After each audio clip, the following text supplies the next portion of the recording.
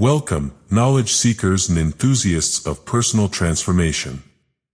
Today, I present to you a literary gem that has left an indelible mark on the lives of countless individuals, The Power of the Spoken Word by Florence Scovel. In a world where words are often underestimated, this book invites us to discover the immense power that resides in our ability to express ourselves verbally.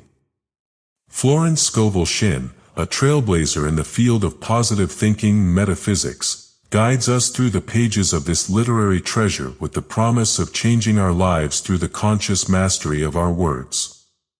The book is a blend of timeless wisdom and spiritual principles that reveal the direct impact of our words on the creation of our reality. Through captivating stories, inspiring anecdotes, and profound teachings, Scovel shows us how every word we utter is like a seed that germinates and shapes our destiny. The literary journey begins by exploring the connection between the words we choose and the experiences we manifest. Florence challenges us to be mindful of each verbal expression, to recognize the creative power behind them, and to use them wisely to build the life we desire. As we progress through these pages, we encounter practical techniques and exercises that empower us to transform our lives. Scovel teaches us to confidently affirm our goals, overcome obstacles with positive affirmations, and align ourselves with universal energy to attract what we truly desire. The Power of the Spoken Word is more than a book, it is a practical guide to unlocking the potential that lies within each of us. It shows us how we can be conscious architects of our destiny, shaping our reality with words that reflect our deepest dreams.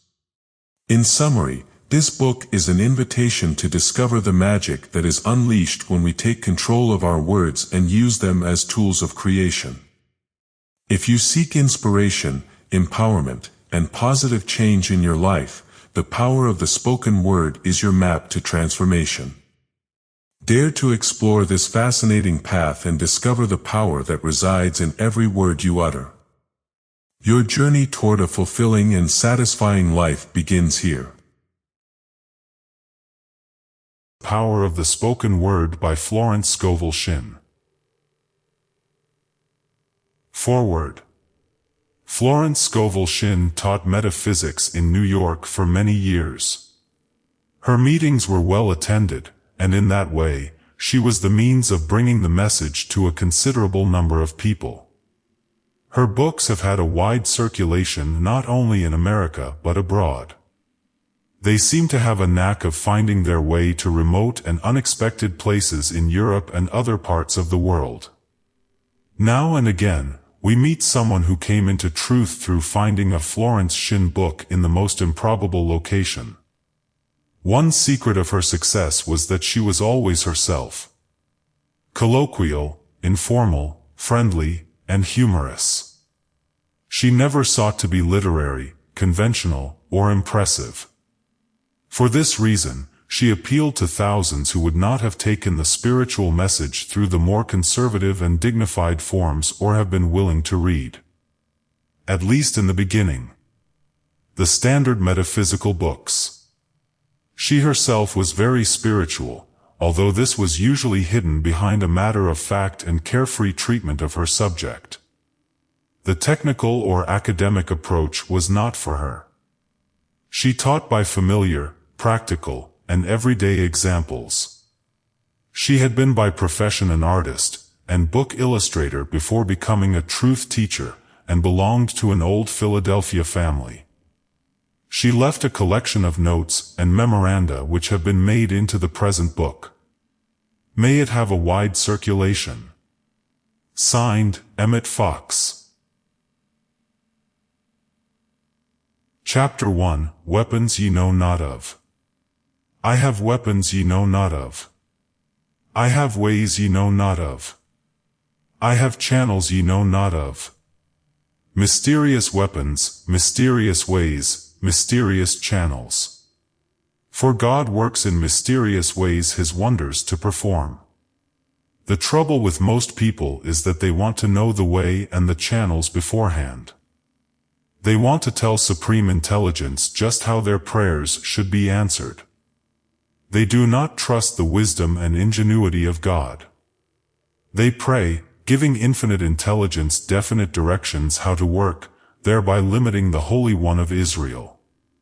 Jesus Christ said, "When ye pray, believe ye have it." What could be more simple or direct? Become as a little child if you would enter the kingdom. We might paraphrase the scriptures and say, have the expectancy of a little child and your prayers will be answered. A child waits with joyful expectancy for his toys at Christmas. I give the illustration of the little boy who asked for a drum for Christmas. The child does not lie awake at night agonizing over his drum wondering whether he will get it.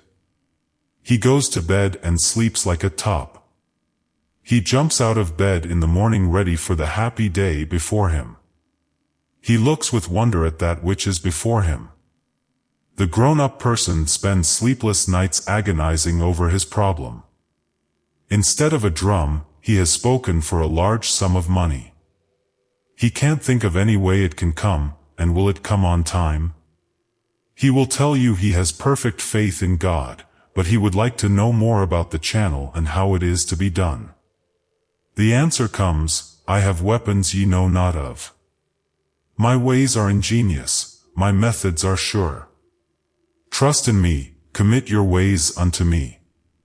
Committing your ways unto the Lord seems very difficult to most people. It means, of course, to follow intuition, for intuition is the magic path, the beeline to your demonstration. Intuition is a spiritual faculty above the intellect. It is the still small voice, commonly called a hunch, which says, "This is the way, walk ye in it." I refer to intuition very often for it is the most important part of spiritual development. It is divine guidance. It is the God within, it is the eye which watches over Israel and never slumbers or sleeps. With it, nothing is unimportant. Acknowledge me in all your ways and I will make plain your path. Remember, despise not the day of small things, of seemingly unimportant events. It is very difficult for a person who has always followed the reasoning mind to suddenly follow intuition, especially people who have, what they call, regular habits. They are accustomed to doing the same thing every day at the same time. Meals like clockwork. They get up at a certain time and go to bed at a certain time. Any deviation upsets them. We have the power of choice. We may follow the magic path of intuition, or the long and hard road of experience, by following the reasoning mind. By following the superconscious we attain the heights. In the intuition, are the pictures of eternal youth and eternal life, where death itself is overcome. We have the power to impress the subconscious mind with the picture of eternal youth and eternal life. The subconscious, being simply power without direction, carries out the idea, and we have our bodies transmuted into the body which can never die. We see this idea partly expressed in the moving picture, The Lost Horizon. Shangri-La was a symbolic picture of the world of the wondrous, where all conditions are perfect. There is a spiritual prototype of your body and affairs. I call it the divine design, and this divine design is a perfect idea in your superconscious mind. Most people are far from expressing the divine idea of their bodies and affairs. They have stamped the contrary pictures of disease, old age and death upon the subconscious, and it has carefully carried out their orders. Now we must give a new order. Let me now express the divine idea in my mind, body and affairs. If you will impress the subconscious by repeating this statement, you will be amazed at the changes which soon take place. You will be bombarded by new ideas and new ideals. A chemical change will take place in your body. Your environment will change for the better, for you are expanding rapidly into the divine plan, where all conditions are permanently perfect. Lift up your heads, ye gates, and be ye lifted up, ye everlasting doors, and the King of glory shall come in. Who is this King of glory? The Lord, or law, strong and mighty. The Lord mighty in battle. Now remember, the Bible is talking about thoughts and states of consciousness. Here is a picture of the perfect ideas of the superconscious mind, rushing into your conscious mind. Gates and doors are lifted up, and the King of glory comes in. Who is this King of glory? The Lord strong and mighty. The Lord mighty in battle. This King of glory has weapons ye know not of and puts to flight the army of the aliens, the negative thoughts entrenched in your consciousness for countless ages. These negative thoughts have always defeated the manifestation of your heart's desire. They are the thought forms which you have built up in your subconscious by constantly thinking the same thoughts. You have built up a fixed idea that life is hard and filled with disappointments. You will meet these thoughts as concrete experiences in life, for out of the imaginations of the heart come the issues of life. My ways are ways of pleasantness. We should all build up in consciousness a picture of peace, harmony, and beauty, and someday it will push itself into visibility. The divine idea of your life often flashes across your consciousness as something too good to be true. Very few people fulfill their destinies. Destiny means the place you were destined to fill. We are fully equipped for the divine plan of our lives. We are more than equal to every situation. If we could get the realization back of these words, doors would fly open and channels be cleared. We could actually hear the hum of divine activity, for we would be linked with infinite intelligence which knows no defeat. Opportunities would come to us from unexpected quarters. Divine activity would operate in and through all our affairs, and the divine idea would come to pass. God is love, but God is law. If ye love me, keep my commandments, or laws. Dr. Ernest Wilson told me that his first knowledge of truth came through reading Emerson's Concentration. Concentration means loving absorption. We see children lovingly absorbed in their play. We can only be a success in a line which interests us greatly. Great inventors are never bored with their work, or they would not bring forth great inventions. Never try to force a child to be something he does not want to be.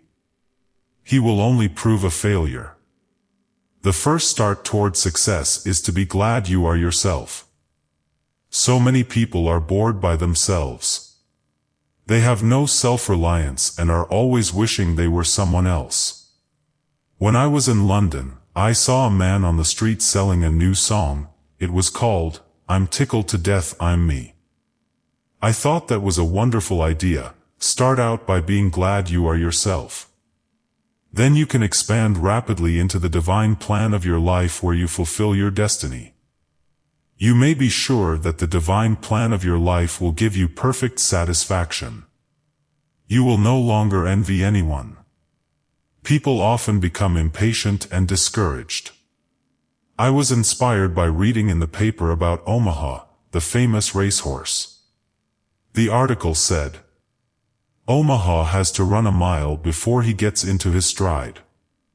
There are, no doubt, a lot of Omahas in the world, but they can get into their spiritual stride, and win the race, in the twinkling of an eye.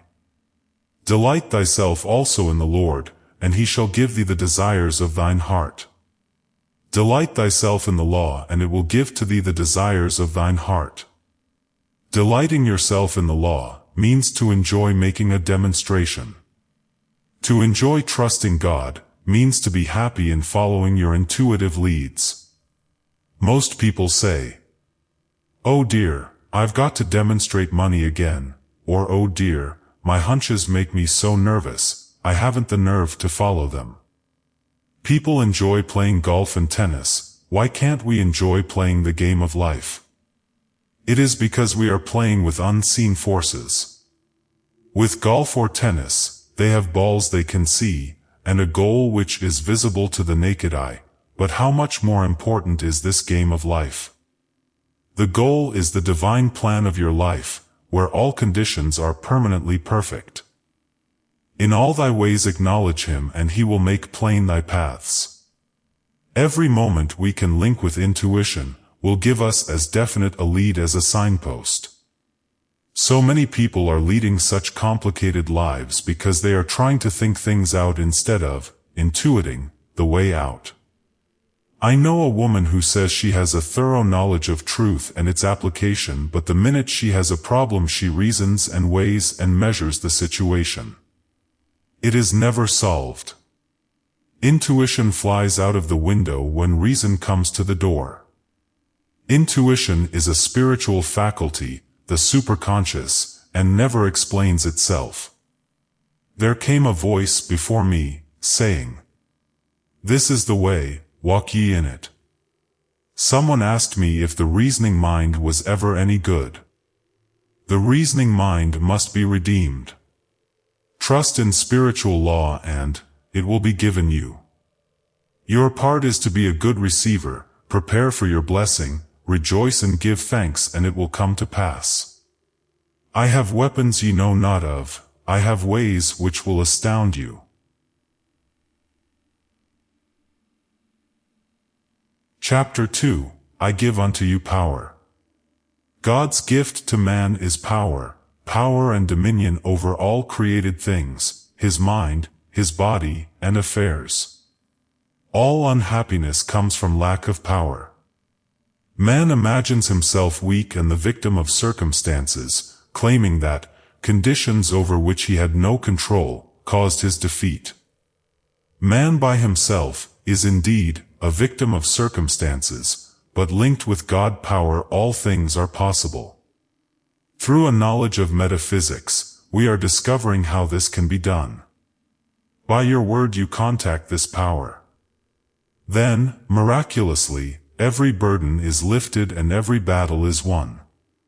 Life and death are in the power of the tongue. Watch your words with all diligence. You are continually reaping the fruits of your words. And he that overcometh and keepeth my works to the end, to him will I give power and dominion over the nations. Overcoming means to conquer all doubts, fears, and negative vibrations. One man with perfect peace and perfect poise, filled with love and goodwill, could dissolve all negative vibrations. They would melt away like snow under the sun. Jesus Christ said, "All power is given unto me to bring heaven upon earth." Let us give thanks that this is now coming to pass, for evil is unreal and leaves no stain. This God power is within you, your superconscious mind. It is the realm of inspiration, revelation, and illumination. It is the realm of miracles and wonders. Quick and seemingly impossible changes take place for your good. A door opens where there were no doors. Supply appears from hidden and unexpected channels, for God has weapons ye know not of. To work with God power you must give it right of way and still the reasoning mind. The instant you ask, infinite intelligence knows the way of fulfillment. Man's part is to rejoice and give thanks and act his faith. A very well-known woman in England told of this experience. She was asking, with great feeling, for a realization of God. These words came to her, "Act as though I were, and I am." It is exactly what I say, over and over again, only active faith impresses the subconscious, and unless you impress the subconscious, there are no results. I will now give you an example to show you just how the law works. A woman came to me whose heart's desire was her right marriage and happy home. She was very fond of a certain man, but he was a most difficult person. After having shown her every attention and devotion, he suddenly changed, and dropped out of her life. She was unhappy, resentful, and discouraged. I said, "Now this is the time to prepare for your happy home. Buy little things for it as if you hadn't a minute to spare. She became quite interested in shopping for her happy home, when all appearances were against it. Now, I said, you'll have to perfect yourself on the situation and become immune to all resentment and unhappiness. I gave her the statement, I am now immune to all hurt and resentment, my poise is built upon a rock, the Christ within. I said, when you are immune to all hurt and resentment, this man will be given you or his equivalent.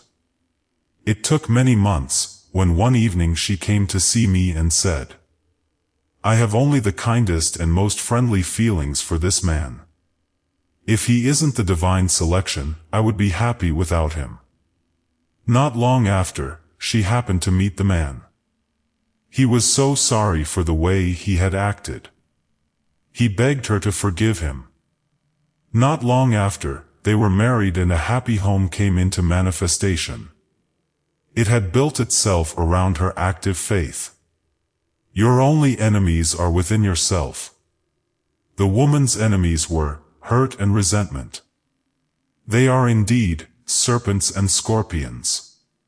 Many lives have been wrecked by these two enemies. Linked with God power, all opposition vanished from this woman's life. Nothing could by any means hurt her. Think what that means, to have a life free from all unhappy experiences. It is done through making a conscious contact with God power every instant. Many times in the Bible, the word power is mentioned. Thou shalt remember the Lord thy God, for it is he that giveth thee power to get wealth. A person with a rich consciousness attracts riches. A person with a poor consciousness attracts poverty. I have seen people in this truth rise out of lack and limitation by linking with the God power within, not depending on the external. Trusting in God gives you irresistible power, for this supreme intelligence only knows the way of fulfillment. Trust in me and I will bring it to pass. All our knowledge of truth can bring us is to know that God is the only power. One power, one presence, one plan. When you have the fixed idea that there is only one power in the universe, God power, all appearance of evil will disappear from your world. In getting a demonstration we must acknowledge only one power. Evil comes from man's own, vain imaginings. Withdraw all power from evil and it is powerless to hurt. I will give you an example which shows the working of the law. I was in a restaurant with a friend who spilled something on her dress. She was sure it would leave a stain. I said, we'll give it a treatment. I made the statement, evil is unreal and leaves no stain. I said, now, don't look, leave it to infinite intelligence. In about an hour we took a look and there was not the slightest stain. What is true of a little thing is true of a big thing. You can use this statement for past misfortunes or mistakes, and somehow or other, under grace, the effects will disappear, they will leave no stain. Many people are using personal power instead of God power, which always brings unhappy reaction. Personal power means forcing personal will. I will give the example of a woman I knew a long time ago. She married a man who worked on a newspaper drawing a comic strip. His drawings demanded a knowledge of slang, which he used on every occasion. She decided he should cultivate his mind and read the classics. They moved to a college town so that he could go to college. She insisted upon his going to college. He resisted a little at first, then he grew to like it. Soon he was steeped in the classics. He wouldn't talk anything but Plato and Aristotle. He wanted the food cooked the way they cooked, and eat the simple food they ate. Her life had become a nightmare. After that, she never tried to change people. The only person to change is yourself. As you change, all the conditions around you will change.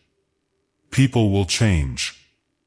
When you are undisturbed by a situation, it falls away of its own weight. Your life is outpictured by the sum total of your subconscious beliefs. Wherever you go, you take these conditions with you. I am strong in the Lord and the power of His might. I am backed by unnumbered hosts of power. Power means dominion, and dominion means control. Man controls conditions by a knowledge of spiritual law. Suppose your problem is lack or limitation. Your urgent need is supply. Link with this God power within and give thanks for your immediate supply. If you are too close to the situation, if you are filled with doubts and fears, go to a practitioner for help, someone to see clearly for you. A man told me while at a truth center at Pittsburgh he heard people talking about me, and he said, "Who in heck is Florence Scovel Shin?" Someone replied, "Oh, she wrote The Game of Life. If you write to her, she'll get you a miracle." He said he promptly wrote to me and got a demonstration. Jesus Christ said, "When two of you agree, it shall be done." Do not hesitate to ask for help if you cannot see clearly your good. Jesus Christ saw clearly for the people He healed. He did not tell them to heal themselves. Of course, you can reach the state where you do not need any help, when you have the fixed idea that God's power is the only power, and that God's plan is the only plan. We cannot take blessings from infinite intelligence, they must be given us. Man's part is to be a grateful receiver. Behold, I give unto you power to tread on serpents and scorpions and over all the power of the enemy, and nothing shall by any means hurt you. Thou madest him to have dominion over the works of thy hands, and hath put all things under his feet.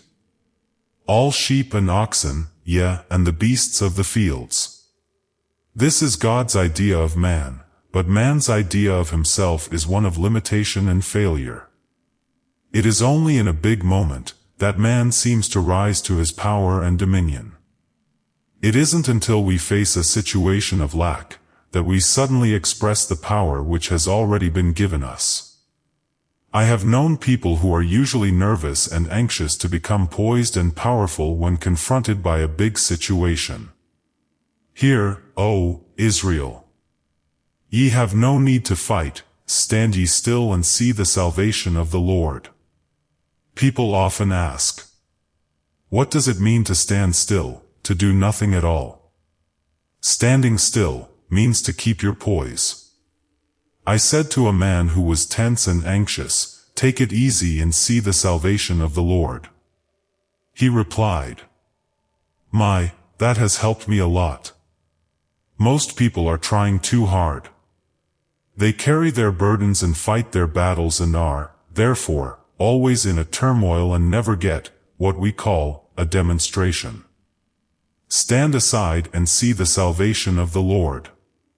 We might paraphrase the scriptures and say, "Hear, Israel, you will never win this battle by fighting, leave it entirely to me, and it will be given you." Following the magic path of intuition, you escape all complications and friction, and make a beeline to your demonstration. Remember, we are told not to despise the day of small things. It is a great mistake to think that anything is unimportant. I was going to a shop to buy 2 articles. In my vicinity are 2 shops, an expensive one and one where all the things are a little cheaper, but the articles are exactly the same. The reasoning mind said, go to the cheaper place, but intuition said, go to the expensive place. Of course, I followed that magic path. I told the clerk what I wanted. He said, the 2 articles are today sold for the price of one, because they are advertising one of the products. So intuition led me to the right place and price. The difference in price was only about 50 cents, but intuition always looks after our interests. If I had been trying to get something cheap, would have gone to the other shop and paid twice as much. Learn from the little things, and you will be ready to handle the big things. Studying closely the scriptures, we find, God's gift to man is power. The things and conditions automatically follow. God gives man power to get well. He gives man power over the elements. He gives man power to heal sickness, and to cast out devils. They that wait upon the Lord shall renew their strength. They shall mount up with wings and eagles, they shall run and not be weary, and shall walk and not faint. Let us realize that this invincible power is within reach of all. Whosoever calleth on the name of the Lord, shall be delivered. So we find the word links man with omnipotence. This supreme intelligence is more than equal to lifting every burden, and fighting every battle. All power is given unto me to bring my heaven upon my earth. Chapter 3. Be strong, fear not. Be strong. Fear not, fear is man's only adversary. You face defeat whenever you are fearful. Fear of lack. Fear of failure. Fear of loss. Fear of personality. Fear of criticism. Fear robs you of all power, for you have lost your contact with the universal powerhouse. Why are ye fearful, O ye of little faith? Fear is inverted faith. It is faith turned upside down. When you are fearful, you begin to attract the thing you fear. You are magnetizing it. You are hypnotized by the race thought when you are afraid. Daniel was undisturbed because he knew his God was stronger than the lions. His God made the lions as harmless as kittens, so walk up to your lion as quickly as possible and see for yourself. Perhaps, all your life you've been running away from some particular lion. It has made your life miserable and your hair gray. A hairdresser once told me that she knew a woman whose gray hair returned to its natural color when she stopped worry. A woman said to me during an interview, "I'm not a bit fearful, but I worry a lot." Fear and worry are twins and are the same thing. If you were fearless, your worry cells would be dried up. Why are ye worried, O ye of little faith? I think the most prevalent fear is the fear of loss. Perhaps you have everything that life can give, but in creeps the old lion of apprehension. You hear him growling, "It's too good to be true. It can't last." If he gets your attention, you may well worry. Many people have lost what they prized most dearly in life. That is because invariably they fear loss. The only weapon you can use against your lions is your word. Your word is your wand, filled with magic and power. You wave your wand over your lion and transmute him into a kitten. But the lion will remain a lion unless you walk up to him. You may well ask, how do we walk up to lions? Moses said unto his people, "Fear ye not, stand still and see the salvation of the Lord, which he will show to you this day. For the Egyptians whom ye have seen today, ye shall see them again, no more forever. The Lord shall fight for you, and ye shall hold your peace." What a marvelous arrangement! Infinite intelligence knows the way out. Infinite intelligence knows where the supply is, for every demand. But we must trust it, keep our poise, and give it right of way. So many people are afraid of other people. They run away from disagreeable situations, so of course, the situation runs after them. The Lord is my light and my salvation, whom shall I fear? The Lord is the strength of my life, of whom shall I be afraid? The 27th Psalm is one of the most triumphant psalms. It is also rhythmic and musical. The writer realized that no enemy could harm him, for the Lord was his light and his salvation. Now remember, your only enemies are within yourself. The Bible is speaking of the enemy thoughts, your doubts, fears, hates, resentments, and forebodings. Every negative situation in your life is a crystallized thought. It has been built up out of your own vain imaginings. But these situations cannot stand the light of truth. So, you face the situation fearlessly, saying, "The Lord is my light and salvation. Whom shall I fear?" Jesus Christ was the greatest of metaphysicians and gave us definite rules for controlling conditions through word and thought. "Thou hast made me wiser than mine enemies." First of all, you must be wiser than your enemy thoughts, the army of the aliens. You must answer every negative thought with a word of authority. The army of the aliens will chant, "Business is dull and money is scarce."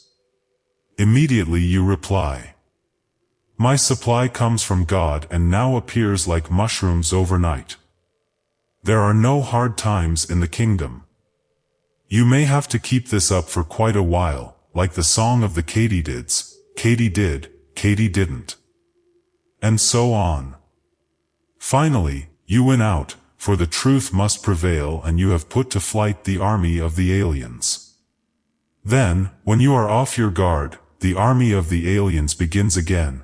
You're not appreciated, you'll never be a success. You answer immediately, "God appreciates me, therefore man appreciates me. Nothing can interfere with my divinely designed success."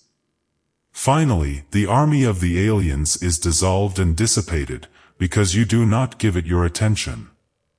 You have starved the aliens out. Starve out the fear thoughts by not giving them your attention and acting your faith. The lion draws his fierceness from your fear, his roar is in the tremors of your heart. Stand still like Daniel, and you too shall hear the rush of angels sent to take your part. The mission of Jesus Christ was to wake people up. "Awake thou that sleepeth." People were asleep in the Adamic dream of opposites. Lack, loss, failure, sin, sickness and death seemed realities to them. The story of Adam is that he ate of the tree of illusion and fell into a deep sleep. In this deep sleep he vainly imagined good and evil. Bernard Shaw, in his book Back to Methuselah, says, "Adam invented murder, birth and death and all negative conditions. It was the development of the reasoning mind." Of course, Adam stands for generic mind. In the Garden of Eden stage, man functioned only in the superconscious. Whatever he desired or required was always at hand. With the development of the reasoning mind came the fall of man. He reasoned himself into lack, limitations, and failure. He earned his bread by the sweat of the brow, instead of being divinely provided for. Jesus Christ's message was to bring people back into the fourth dimension, the Garden of Eden consciousness.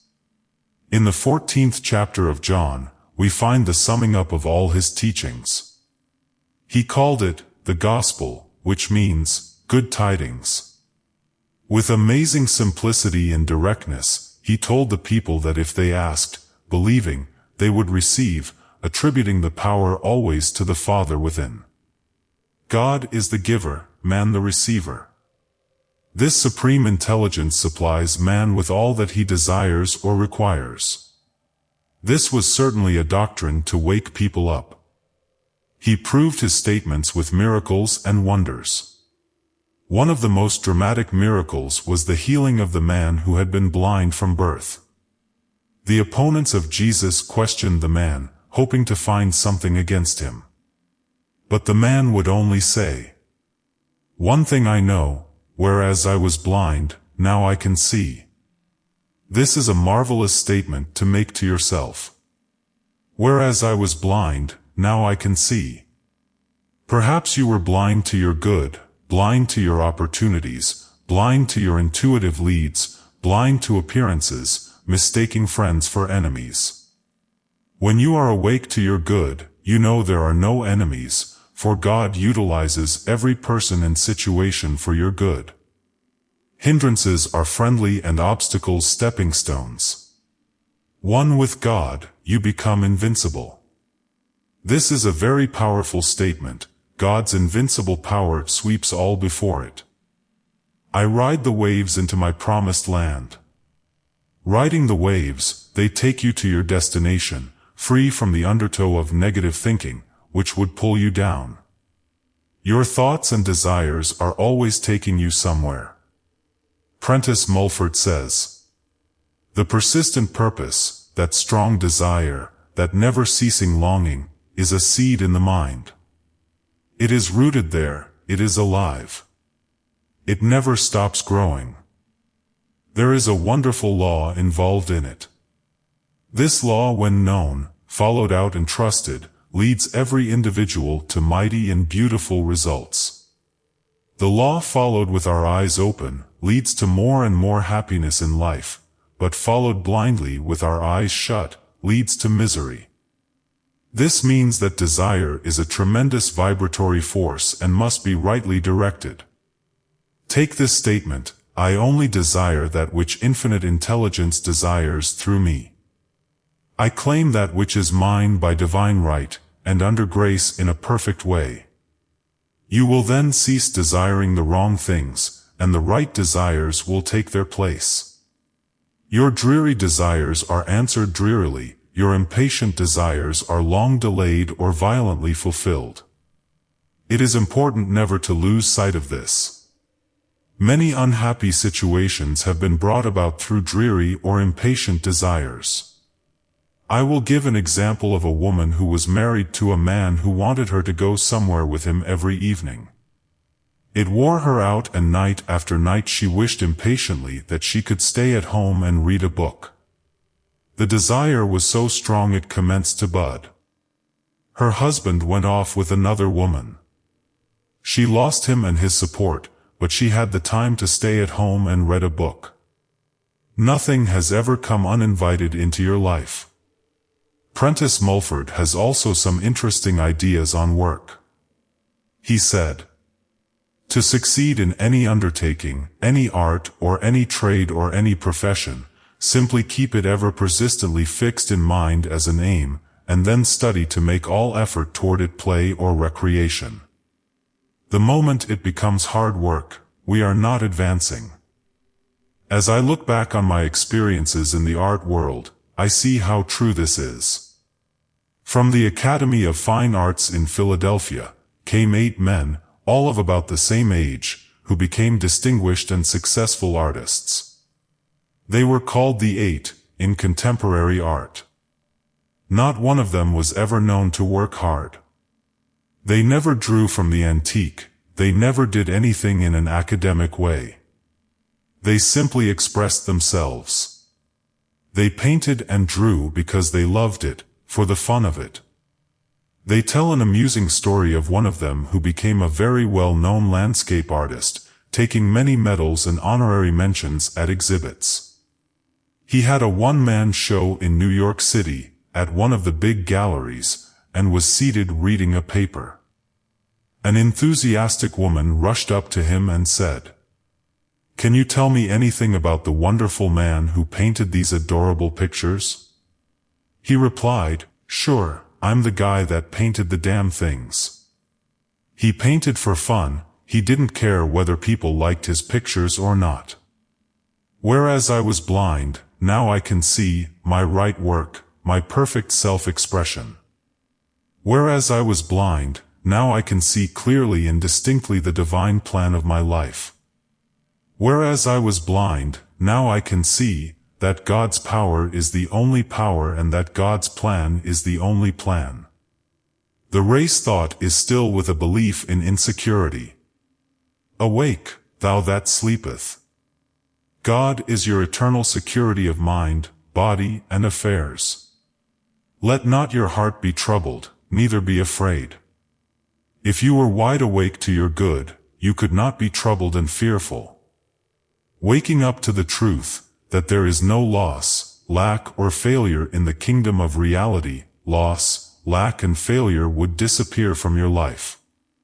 They come from your own vain imaginings.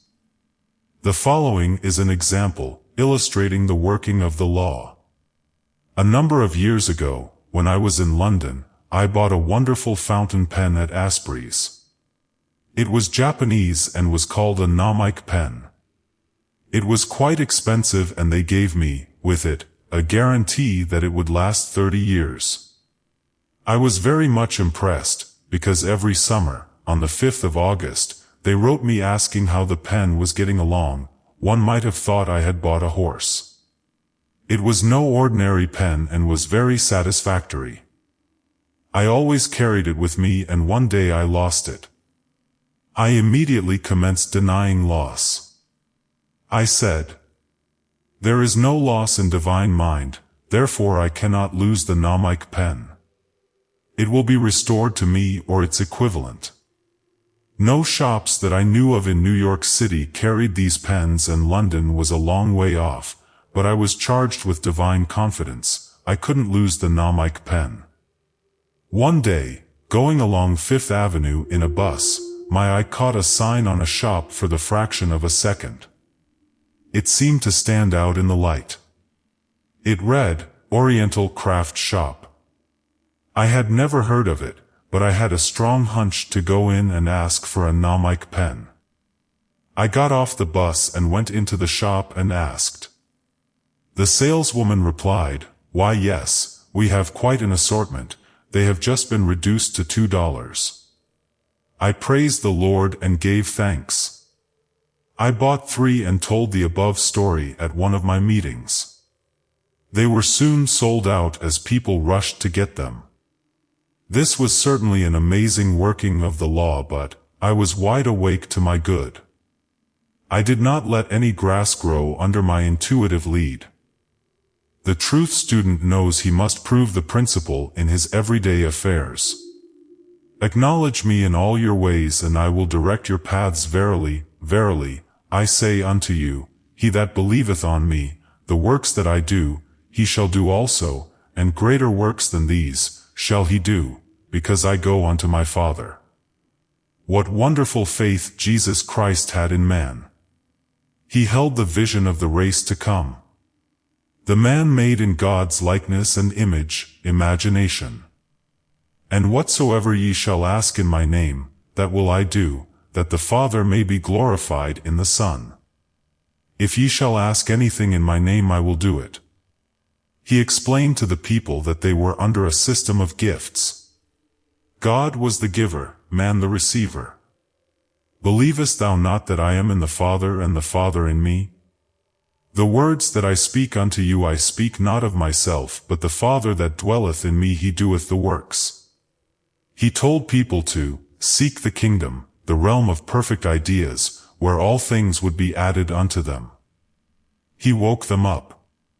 Whereas I was blind, now I can see, there is nothing to fear for there is no power to hurt. I see clearly before me the open road of fulfillment. There are no obstacles on my pathway. Thou madest him to have dominion over the works of thy hand, thou hast put all things under his feet. Psalm 8:6. Chapter 4. The Glory of the Lord. In the dictionary, I find the word glory, defined as radiance, splendor. Mine eyes have seen the radiance of the Lord, that means the law in action.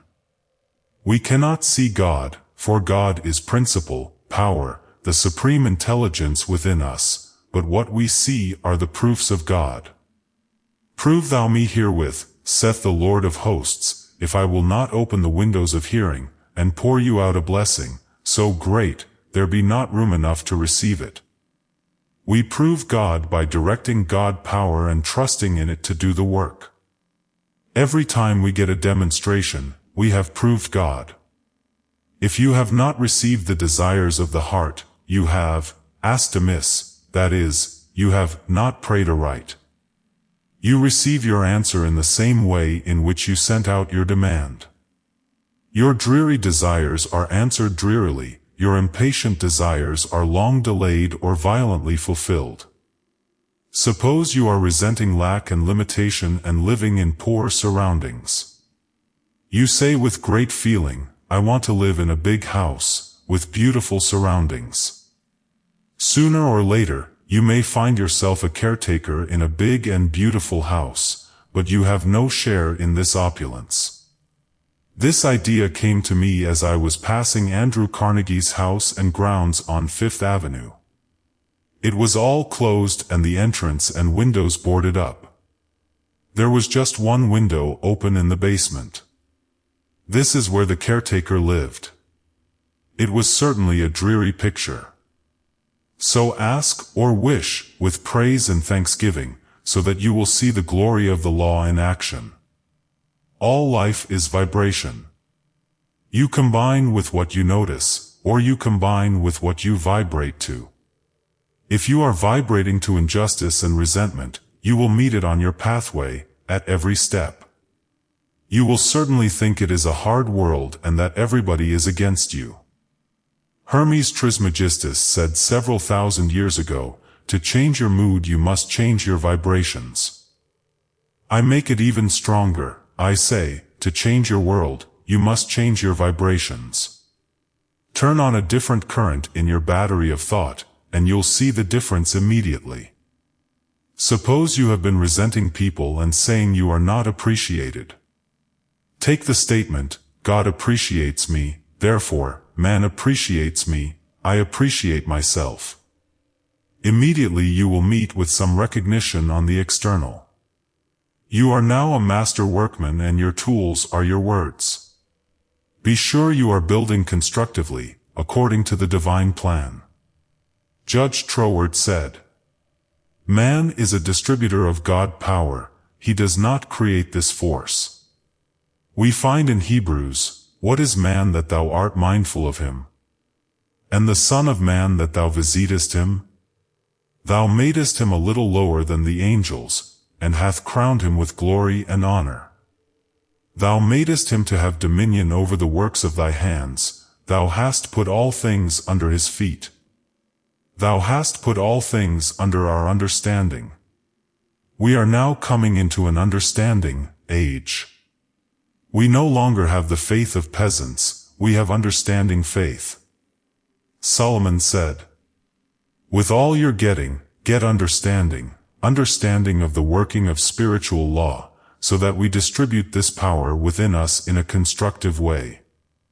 The law of laws is to do unto others as you would be done by, for whatever you send out comes back and what you do to others will be done to you."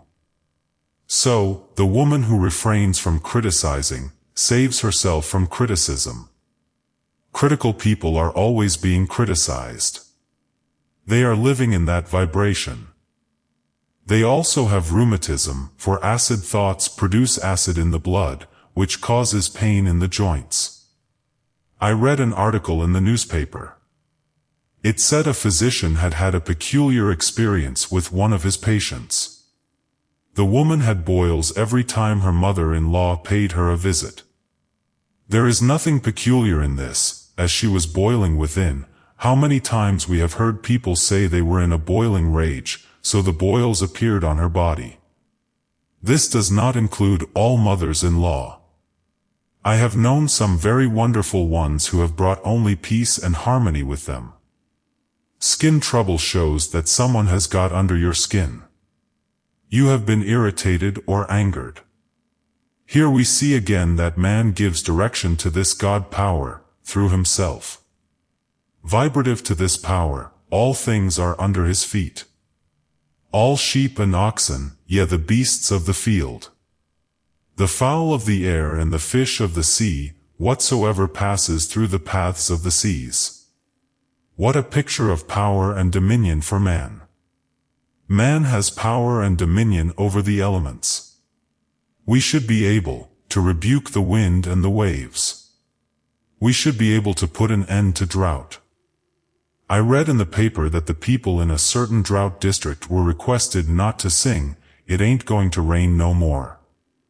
Knowing something of metaphysics, they realized the power of negative words. They felt it had something to do with the drought. We should be able to stop floods and epidemics, for man is given power and dominion over all created things. Every time we get a demonstration, we are proving our power and dominion. We must be lifted up in consciousness for the King of Glory to come in. As we read the statement, "If thine eye be single, thy whole body shall be full of light," we seem flooded with an inner radiance. The single eye means to see good only, to be undisturbed by appearances of evil. As Jesus Christ said, "Judge not by appearances, judge righteous, right, judgment." There is an occult law of indifference. Jesus Christ knew this law. None of these things move me. None of these things disturb me, we might say in our modern language. Selfishness and personal will bring defeat and failure. Unless the Lord builds the house, they labor in vain who build it. The imaging faculty is a creative faculty, and your fear pictures will appear on the external, the result of your own distorted imagination. With the single eye, man sees only the truth. He sees through evil, knowing out of it comes good. He transmutes injustice into justice and disarms his seeming enemies by sending goodwill. He is now backed by unnumbered hosts of power, for the single eye sees only victory. We read in mythology of the Cyclops, a race of giants said to have inhabited Sicily. These giants had only one eye in the middle of the forehead. The seat of the imaging faculty is situated in the forehead between the eyes, so these fabled giants came from this idea. You are, indeed, a giant, when you have the single eye. Jesus Christ, the greatest of all teachers, reiterated, "Now is the appointed time, today is the day of your salvation." A few days ago, I saw a motion picture which showed the futility of trying to live in or bring back the past. It is a French picture and is called Life Dances On. It is the story of a woman who, when 16, had gone to her first ball. She is now a widow of about 35. She had married for money and had never known happiness. When burning old papers, she came across a faded dance program. On it were the names of 6 men she had danced with at the ball. Each had sworn to love her all his life. As she sits with the program in her hands, the memory of the ball is pictured on the screen, a scene of loveliness, the dancers almost floating to the strains of an entrancing waltz. Her life is now empty and she decides to recover her lost youth, by finding out what had become of the men whose names were on the program. A friend who is with her says, "You cannot recapture your lost youth. If you go back, you lose the things of today." However, she goes in search of them, and with all, comes disillusion. One did not remember her at all. When she said, "Don't you remember me? I am Christine," he replied, "Christine who?" Some of them were living sordid lives. At last, she returns to the town of her girlhood, where the 5th man lived. He had become a hairdresser. He talks to her gaily of old times, while he gives her a permanent wave. He says, "I don't suppose you remember your first ball. It was right here in this town, and tonight there will be a dance in the same place. Do come with me, it will remind you of the old days." She goes to the ball, everything looks cheap and tawdry. Unattractive, badly dressed people are on the dance floor. She requests the orchestra to play her waltz, the waltz of her lost youth. Her escort tells her the others won't like such an old-fashioned waltz. However, they play it.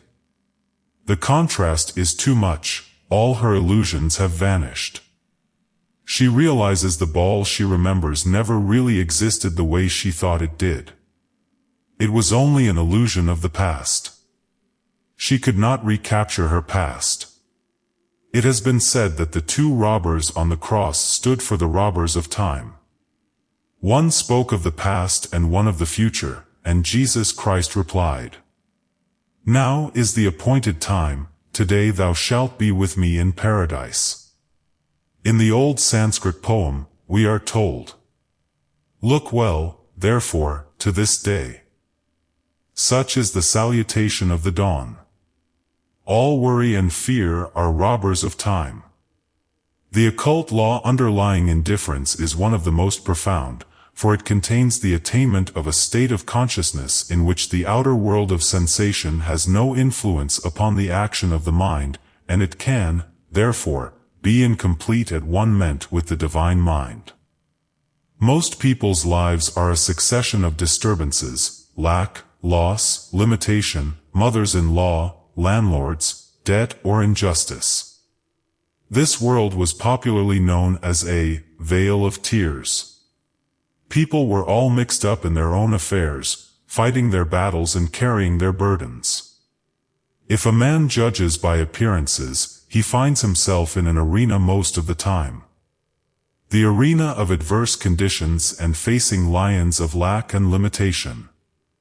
If thine eye be evil, if you are imaging adverse conditions, thy whole body shall be full of darkness. If, therefore, the light that is in thee be darkness, how great is that darkness? The light of the body is the inner eye, or imaging faculty. If, therefore, thine eye be single, you are seeing only one power, one plan and one planner, your body and affairs will be full of light. See yourself, daily, bathed in the light of the Christ.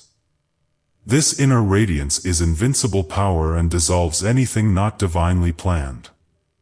It dissolves all appearance of disease, lack, loss or limitation. It dissolves adverse conditions, or any weapon that is formed against you. We have always at our command this light when your eye is single. We should learn to turn on this light, with the same assurance with which we turn on the electric light. Seek ye first the kingdom of God and his righteousness, and all right things shall be added unto you. The Chinese proverb says, "The philosopher leaves the cuff of his coat to the tailor." So, leave the plan of your life to the divine planner and you will find all conditions permanently perfect. Chapter 5, Peace and Prosperity. Peace be within thy walls and prosperity within thy palaces. In this statement from the 122nd Psalm we find that peace and prosperity go hand in hand. People who are manifesting the appearance of lack are in a state of fear and confusion. They are not wide awake to their good and miss leads and opportunities. A peaceful person is a wide awake person. He sees clearly and acts quickly. He never misses a trick. I have seen people discordant and unhappy changed completely. I will give an example in order to prove the working of the law. A woman came to me in a state of abject sorrow. She looked the part. Her eyes were blurred from constant weeping. Her face was haggard and drawn. The man she loved had left her and she was certainly the most demagnetized creature I had ever seen. I noticed the shape of her face, large eyes, far apart and a pointed chin. For many years I was an artist and have got into the habit of looking at people from an artist's standpoint. As I looked at this forlorn creature, I thought, her face has the modeling of a Botticelli. I often see Rembrandt's, Sir Joshua Reynolds, in people I meet. I spoke the word for this woman and gave her my book, The Game of Life and How to Play It. A week or two afterwards, in walked a very dashing person. Her eyes were beautiful and she was very pretty. I thought, her face has the modeling of a Botticelli. Suddenly I realized it was the same woman. She was happy and carefree. What had happened? Our talk and the book had brought her peace. Peace be within your walls. Your walls are your consciousness. Jesus Christ emphasized peace and rest. Come to me all ye that are weary and heavy laden and I will give you rest. He was speaking of the Christ within, your superconscious mind, where there are no burdens and no battles. The doubts and fears and negative pictures are in the subconscious. When I was returning from California some years ago, I came in an airplane. In the high altitudes I had a queer detached feeling. In that high altitude we are at peace with ourselves and with the whole world. In the high altitudes the fields are always white with the harvest. Only the emotions keep you from reaping your harvest of success, happiness, and abundance. We read in the Bible, "I will restore to you the years the locusts have eaten." We might well paraphrase it and say, "I will restore to you the years the emotions have ruined." People are rocked with doubts and fears, bringing failure, unhappiness, and dis-ease. I read in a daily paper that the laws of the mind are being generally recognized and understood. It has been found that the fear of failure is the greatest of all fears, and at least 75% of those examined psychologically have this failure fear. Of course, this may refer to failure of health, failure in business, finances, love, success. Other important fears are fear of the dark, fear of being alone, fear of animals. Some people fear they will be misunderstood, while others fear they are losing mental control. Constant and continued fear affects the glands, interferes with digestion, and is usually associated with distressing nervous symptoms. It robs the body of health and destroys happiness. Fear is man's worst enemy, for you attract what you fear. It is faith turned upside down. It is really faith in evil instead of good. Why are ye fearful? O, ye of little faith? The fearless, unfettered mind attracts to itself all good. Whatever you desire or require is already on your pathway. Before ye call I have answered. Suppose we paraphrase the scriptures and say, whatever you desire or require is already planted on your pathway. Often a new word will give you sudden realization.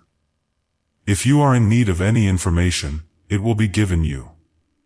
A friend told me of this surprising working of the law. She was translating an old Italian manuscript on the life of an early Persian ruler.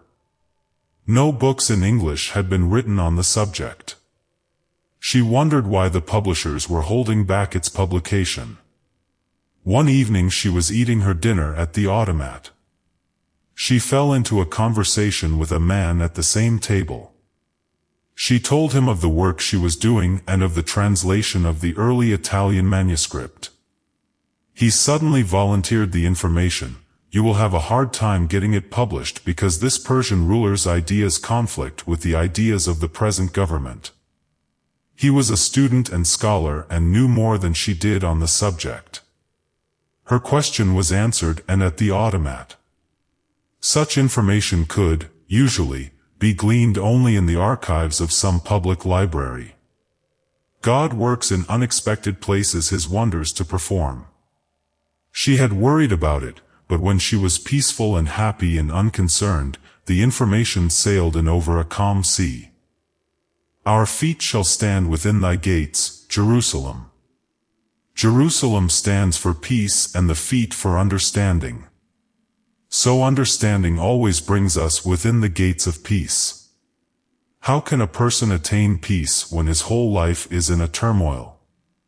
By taking an affirmation. You cannot control your thought, but you can control your words, and eventually the word wins out. Most people have attracted inharmonious conditions because they have been fighting their battles and carrying their burdens. We must learn to get out of God's way so that He can harmonize or adjust the situation. The word, harmonize, is a very good one, for I have seen crooked places made straight, and adjustments made, that no human mind could have thought of. All that the kingdom affords is yours, if you will give infinite intelligence right of way, for it has already supplied a lavish supply for every demand. But it must be fully trusted. If you doubt or fear, you lose your contact with this supreme force. So if you are filled with doubts and fears, it is necessary to do something to show your faith. Faith without works, or action, is dead. Active faith impresses the subconscious with expectancy, and you keep your contact with universal intelligence. Just as Wall Street watches the market, we must watch our faith market. Often the faith market is down. Sometimes it goes down and down until a crash comes, some unhappy situation which we could have prevented. We realize we followed reason instead of intuition. A woman told me how she had several definite leads not to follow a certain course. In spite of this, she followed the reasoning mind, and great unhappiness developed from it. Intuition is our unerring guide. Practice following it in little things, then you will trust it in big things. I have a friend who is very intuitive. She sometimes calls up and says, "I've just had a hunch to call you up, so I thought I would find out what it is about." Invariably, I have some mission for her. We are indeed living magic lives, guided, protected, and provided for. All fear would be banished forever with a realization of this amazing system the universal has provided for man. He would be unmoved by adverse appearances, knowing, as the early Hebrews knew, that Jehovah goes before and every battle is won. A friend told me a very interesting story. A man in the paper business in Kalamazoo, Michigan, has given away 1,000 of my books to his employees. He went into business on a small capital and gave up cold judgment and reasoning. He has built up a $12 million business by following leads and hunches. All his workers have a knowledge of metaphysical law. Another man who built his business upon the law of giving and receiving met with the same amazing success. He came to Philadelphia with a little money and bought a magazine, an old publication. His desire was to give the people a great deal for a very small price. He believed in the law of giving. It proved to be one of the most popular magazines. He gave the public the best in the way of stories and illustrations and paid well for them.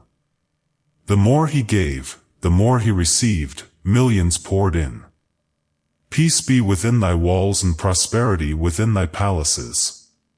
Peace and prosperity go hand in hand. Great peace have they that love thy law, and nothing shall offend them. This law is the law of non-resistance. Resist not evil, overcome evil with good. Transmute all failure into success, lack into plenty, and discord into peace. Chapter 6, Your Big Opportunity. You have only one judge, your word. Jesus Christ said, I say unto you that every idle word that men shall speak, they shall give account thereof in the day of judgment. For by thy word thou shalt be justified, and by thy word thou shalt be condemned. Every day is a day of judgment. We used to be taught that it would be at the end of the world. Look back in your life and see how you have attracted either happiness or disaster through your words. The subconscious has no sense of humor. People joke destructively about themselves, and the subconscious takes it seriously. It is because the mental picture you make while speaking impresses the subconscious and works out on the external. A person who knows the power of the word becomes very careful of his conversation. He has only to watch the reaction of his words to know they do not return void. People make their worst mistakes by speaking while they are angry or resentful, because there is so much ill feeling back of their words. Owing to the vibratory power of words, what you voice, you begin to attract. People who continually speak of disease, invariably attract disease. Invisible forces are ever working for man, who is always pulling the strings himself, though he does not know it. We read in the Bible, life and death are in the power of the tongue. Yet most people are speaking destructively from morning until night. It is because they have formed a habit of criticism, condemnation and complaint, and are eager to tell you of their misfortunes and how mean all their relatives are. They wear their friends out and people avoid them. They are talking themselves into a flock of troubles. Now that we know the power of the word, why not take advantage of it? We take advantage of the radio, the telephone and airplanes, but live with the mound builders in conversation. Science and religion are now coming together. Science is discovering the power within the atom. Metaphysics teaches the power within thoughts and words. We are dealing with dynamite when we deal with words. Think of the power of the word in healing. A word is spoken and a chemical change takes place in the body. One of my friends was seriously ill. The doctor said she had chronic bronchitis and was on the verge of pneumonia. Her daughters and the doctor rushed her to bed and she had a nurse, but weeks passed and there was no improvement. She was a truth student, but for over a year had attended no meetings nor had she kept up her reading. One morning she telephoned me and said, "Please speak the word and get me out of this. I can't stand it anymore. I'm not sick. I'm just disgusted. So much negative talk and thought have almost floored me." Through the spoken word and her affirmation of truth, immediately there was a change for the better. She had a strong hunch to go out and was told it would be dangerous, but by this time she was following divine guidance. She went out and called on me and said she was going to attend a luncheon the next day. What had happened? The words of truth were making a change in her mind and a chemical change was taking place in her body. We are told that if we believe, never doubting, we can say to that mountain, "Be thou removed," and it would disappear into the sea. The inexhaustible energy in man is released by goodwill. A man free from fear, undisturbed by appearances, sending goodwill to men and nations, could say to these mountains of hate and war, "Be thou removed," and they would return to their native nothingness. Resentment and intolerance rob man of his power. We should have signs in the subways and shops, "Watch your thoughts. Watch your words." Let us now be careful in directing this dynamic force within us. Let us direct it to heal, bless and prosper, and direct it in waves of good to the whole world. It goes out a mighty force, but noiseless. Thought, the strongest power in the universe, is without sound. Your goodwill sweeps all obstacles from your pathway and your heart's desire is released for you. What is really yours? The answer is, all that the kingdom affords is yours. Every righteous desire of the heart is promised you. There are 3,000 promises in the Bible, but these gifts can come to us only if we can believe them possible, for everything comes through you, not to you. All life is vibration. Feel rich, and you attract riches. Feel successful and you become successful. I knew of a small boy who was born in a little country town with no advantages, but he always felt successful. He had the conviction that when he grew up, he would be a big artist. No one could discourage him because he was success. He had only success thoughts. He radiated success. At an early age he left the small town and went to a big city, and to support himself he got a position as a newspaper artist on a daily paper, all this without previous preparation. It never occurred to him that it could not be done. He went to an art school and immediately became a shining light. He never studied in an academic way. Whatever he once saw he remembered. In a few years he went to a still larger city and became a well-known artist. This success came to him because he was always seeing success. "I will give to you the land that thou seest."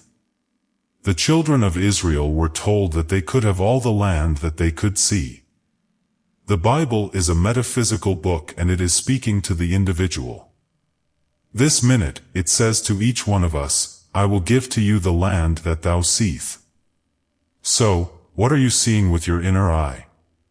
What pictures are you inviting into your life? The imaging faculty has been called the scissors of the mind. If you have failure thoughts, reverse the thought with a success thought. This sounds easy enough to do, but when a failure thought has become a habit, it takes eternal vigilance to dislodge it. That is when a powerful affirmation is needed. You cannot always control your thought, but you can control your word, and eventually the word impresses the subconscious and wins out. If you are in a negative state of mind, just take the statement, "I look with wonder at that which is before me." It creates an expectancy of something wonderful, and something wonderful will come to you. Cultivate the feeling that miracles and wonders are coming to pass. Cultivate a success expectancy. Very few people bring into life what is rightfully theirs. They live on the outskirts of their heart's desire. It always seems too good to be true.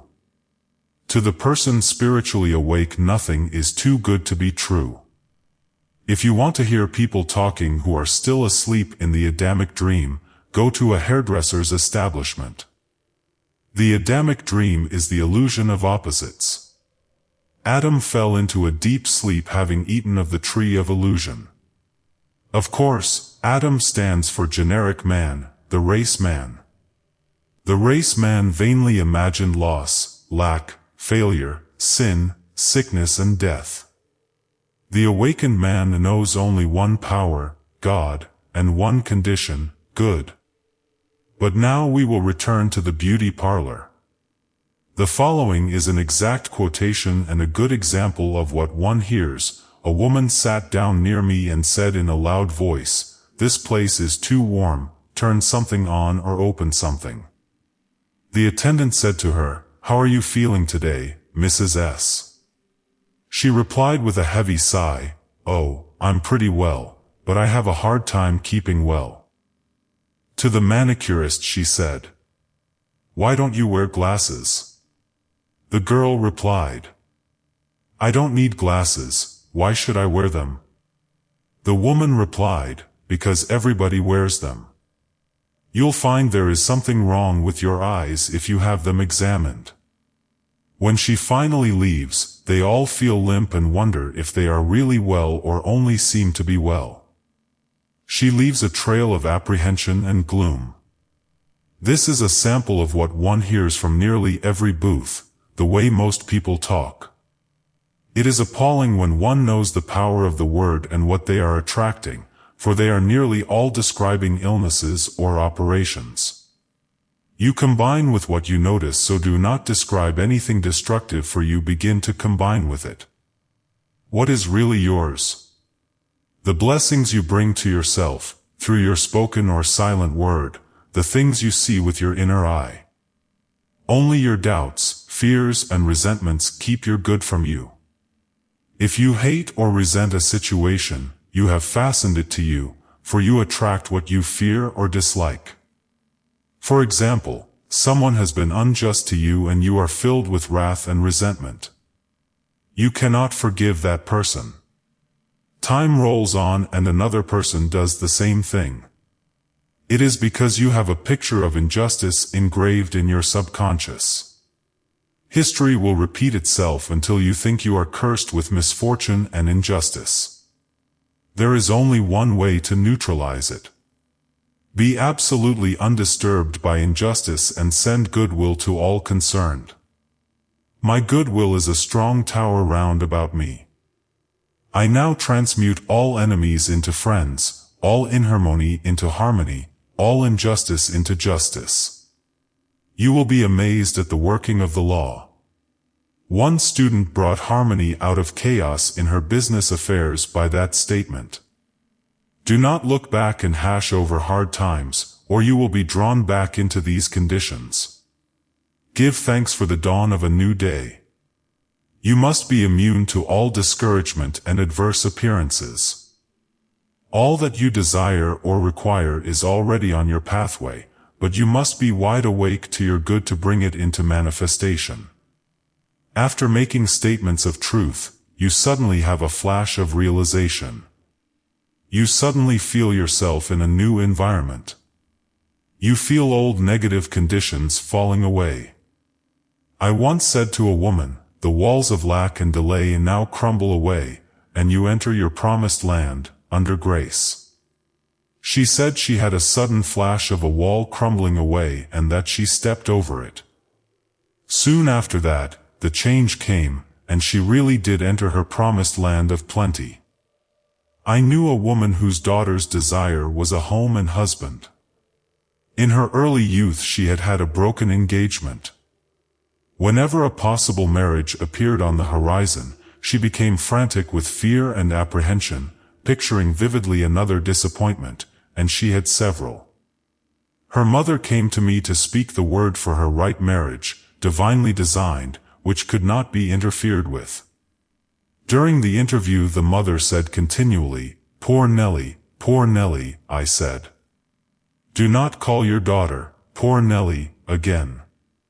You are helping her to be demagnetized. Call her, lucky Nellie, fortunate Nellie, for you must have faith that God now gives to her the desires of her heart. The mother and daughter persisted in making their affirmations. She has now fulfilled her destiny, for she is Mrs. Nellie, the demon of fear dissolved forever. There are wonderful statements in the Bible referring to the breaking down of negative thought forms. The power of the Spirit is mighty even unto the pulling down of strongholds. The human mind is helpless to cope with these negative thoughts. The victory is won by the God within, the superconscious mind. Brethren, whatsoever things are true, whatsoever things are honest, whatsoever things are just, whatsoever things are pure, whatsoever things are lovely, whatsoever things are of good report, if there be any virtue, and there be any praise, think on these things. Phil 4:8. If people obeyed this, general conversation would come to a standstill for a while, until people learned to talk about constructive things. Chapter 7, In Nothing Be Anxious. All through the Bible we are told not to be anxious, not to be fearful, not to hoard or save, because an invisible power is at man's command to supply every need. But we were told that it would not work unless we believed in it. If thou canst believe in this God power, all things are then possible. It is difficult for man to believe in this power, because he has had a right training in unbelief. I'll believe only what I can see, was supposed to be the height of wisdom. We lived in a world of externals, where we thought everything just happened. We did not know that back of every happening was a cause, that we, ourselves, started in motion the machinery which produced good or evil in our pathway. We did not know that words and thoughts are a form of dynamite, and should be handled carefully, with wisdom and understanding. We hurled out into the ethers words of anger, resentment or self-pity, then wondered why life was so hard. Why not experiment with faith, trust this invisible God power and, in nothing be anxious, but, in everything by prayer and thanksgiving, let your requests be made known unto God. Could anything be more simple or direct? Anxiety and habit have become habits. The old thought forms you have built up in the subconscious hang on like barnacles on an ocean liner. But the ocean liner is put in dry dock once in a while to have the barnacles scraped off, so, your mental barnacles will have to go through the same process. The dry dock is a big situation.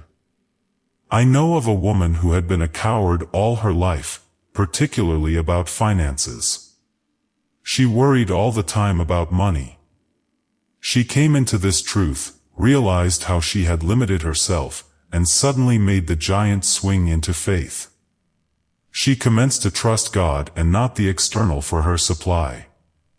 She followed her intuitive leads about spending. If any of her clothes made her feel poor, she would discard them at once, getting something new to make her feel rich. She had very little money but gave 1/10, a tithe, to good works. She was winding herself up into a new vibration. Very soon, things commenced to change on the external. A woman, on whom she had no claim, who was merely an old friend of her family, left her $1,000. A few months later, another 1,000 came in. Then a big door opened for her supply and many thousands came in. She had tapped her invisible supply from the bank of the universal. She had looked to God only for her supply, then the channels opened. The point I am bringing out is that she had lost all anxiety about money matters. She had established in her subconscious the firm conviction that her supply came from God, and it never failed. Man is an instrument for infinite intelligence to work through. It will express through him as success, happiness, abundance, health and perfect self-expression, unless fear and anxiety make a short circuit. If we want examples of fearless faith, go to the circus. The circus people perform seemingly impossible feats because they think they can and see themselves doing it. Faith means that you can see yourself receiving all these things that you desire. I will give to thee the land that thou sayest. You can never do a thing you cannot see yourself doing or fill a place you cannot see yourself filling, not visualizing, forming a mental picture. This is a mental process and often brings wrong and limited results. It must be a spiritual realization, a feeling that you are already there. Be in its vibration. I was very much impressed with the story of a great football player who was the greatest all-round athlete in the world, who trained in a hammock. One day he was lying there drowsing in the sun and the trainer came up to him with tears streaming down his face and said, "Jim, for the love of Mike and your country, won't you get up and out of that hammock and do something?" Jim opened one eye and said, "I was just thinking about that. I was going to send for you." "Good," said the trainer. "What do you want me to do?" "First," said Jim, "I want you to mark off 25 feet there on the ground." The trainer did so. "Then what?" said the trainer. "That's all," said Jim, and he closed his eyes and swung happily. After at least 5 minutes he opened them and looked at the marks for a few seconds and then closed his eyes again. "What's the idea?" yelled the trainer. "What are you doing?" Jim looked at him reproachfully and replied, "I'm practicing the broad jump." He did all his training in a hammock, seeing himself doing the broad jump. Without the vision my people perish, in lack and limitation. You may work very hard on the external and accomplish nothing, if you are without vision. Vision means to see clearly where you are going. To keep your eye on the goal. All men who have accomplished big things have done this. James Hill, who built the Great Northern Railroad, said before a rail was laid, he heard with his inner ear the rumble of the trains and whistle of the engines. He had many obstacles to overcome, but his vision was so clear, it possessed him. One thing in his favor was that his wife believed in him. It is said that it takes two to make a dream come true. Henry Ford, speaking of his mother-in-law, said she was a fine woman, she believed in me. When two of you agree, it shall be done. If you believe in yourself, others will believe in you. As you believe in yourself and the God power within, fear and anxiety drop away. You establish the vibration of assurance. This is true of an intuitive person. Every move is made under divine guidance and he never violates a hunch, therefore, he is always in his right place at the right time. However, it often takes great courage to follow intuition.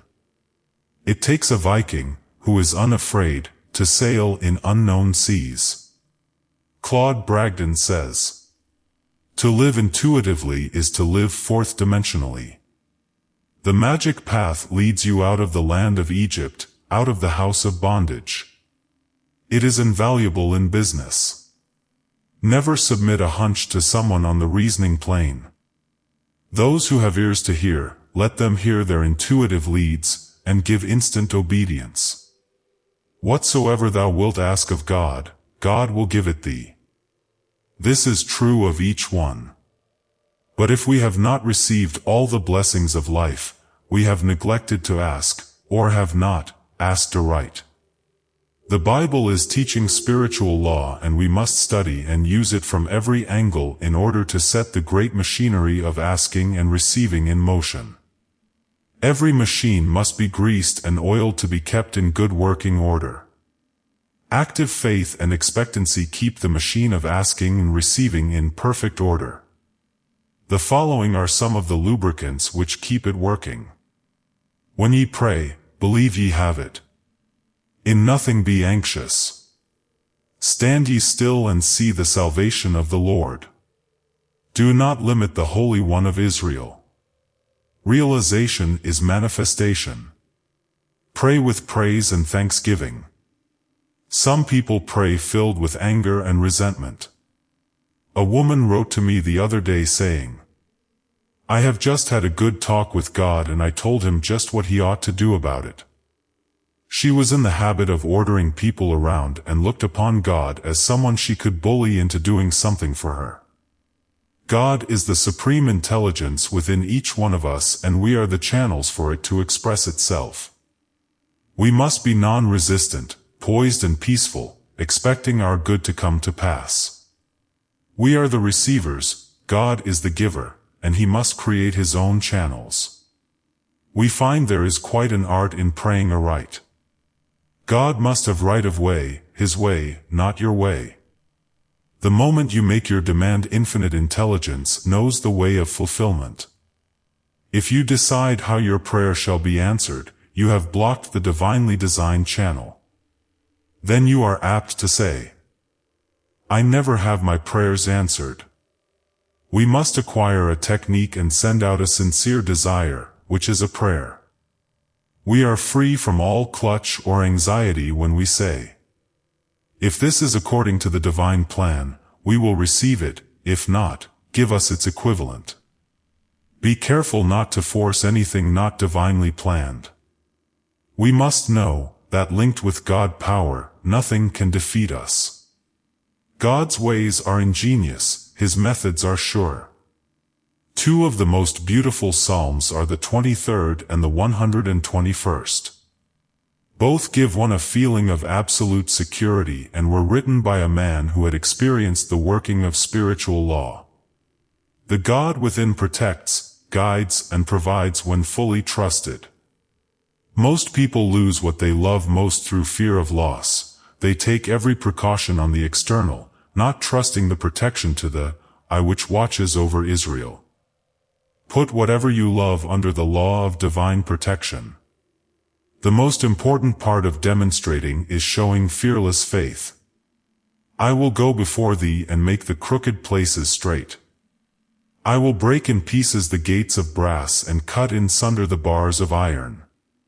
The Bible is talking about states of consciousness. The gates of brass and bars of iron are your doubts, fears, resentments, and anxieties. The gates of brass and bars of iron are of our own making and come from our own vain imaginings, a belief in evil. There is a story of a herd of wild elephants. They were corralled in an enclosure, but the men had no way of keeping them in, so they dug stakes and put a rope all around the enclosure. The elephants thought they could not get out. They could have just walked over the rope and stepped out, but they had the illusion that the rope kept them in. This is the way with people. Doubt and fear is a rope stretched around their consciousness. It makes it impossible for them to walk out into clear thinking. Clear vision is like a man with a compass. He knows where he is going. Let intuition be your compass and it will always get you out of the woods. Even a man without a compass, led by intuition, would find his way out of the jungle, or be able to steer a ship at sea. Intuition will tell you to walk over the rope. It is amazing how people have overlooked their most important, faculty intuition. Always on man's pathway is his message or lead. Often our leads seem trivial and silly. A person purely on the intellectual plane would dismiss them at once, but the truth student always has his spiritual ear to the spiritual ground, knowing he is receiving orders from the infinite. The Bible speaks often of the still small voice. It is a voice which is not an actual voice, though sometimes actual words are registered on the inner ear. When we ask for guidance and lay aside the reasoning mind, we are tapping the universal supply of all knowledge. Anything necessary for you to know will be revealed to you.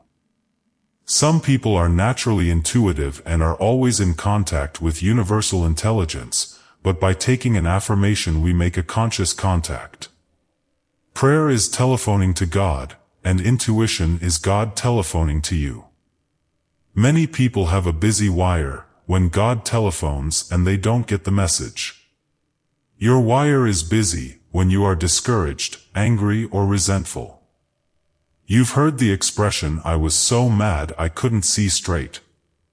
We might add, "I was so mad I couldn't hear straight." Your negative emotions drown out the voice of intuition. When you are discouraged, angry, or resentful, is the time to make a statement of truth, in order to get out of the woods of despair and limitation, for whosoever calleth on the name of the Lord shall be delivered. There is a way out, reveal to me the way. We must stop planning, plotting and scheming and let infinite intelligence solve the problem in its own way. God power is subtle, silent and irresistible. It levels mountains and fills in valleys and knows no defeat. Our part is to prepare for our blessings and follow our intuitive leads. We now give infinite intelligence right of way. Chapter 8, Fearlessness. Why are ye fearful, ye of little faith? All through the Bible man is told not to be afraid. Fear is man's only enemy. It is faith turned upside down. Jesus Christ said, "Why are ye fearful, ye of little faith?"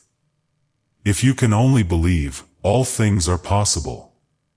Linked with God power, man is invincible.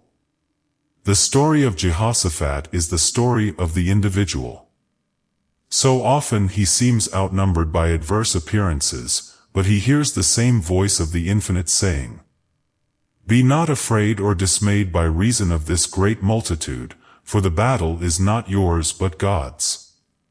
Jehoshaphat and his army were even told that they would not need to fight the battle. "Set yourselves, stand ye still and see the salvation of the Lord, for the battle was God's, not theirs."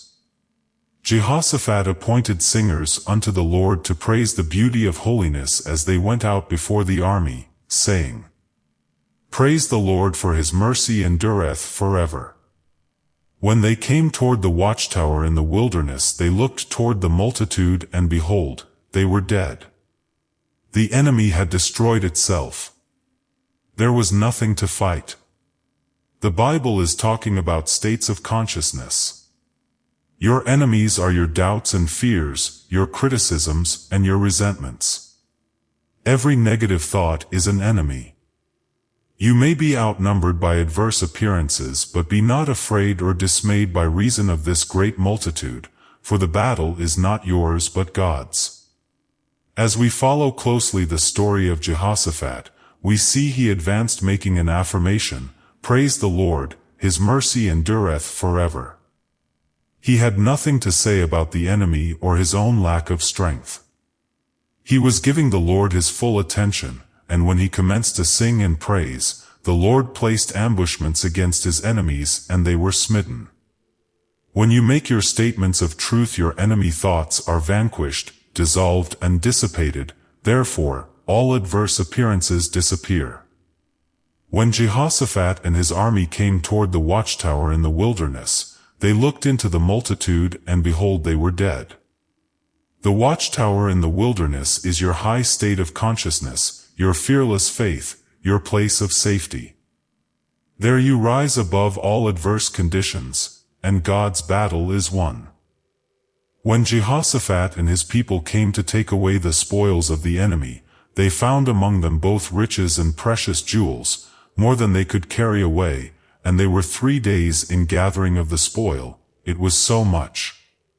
That means, when you let God fight the battle for you, great blessings come out of every adverse situation. For thy God will turn the curse into a blessing, for the Lord thy God loveth thee.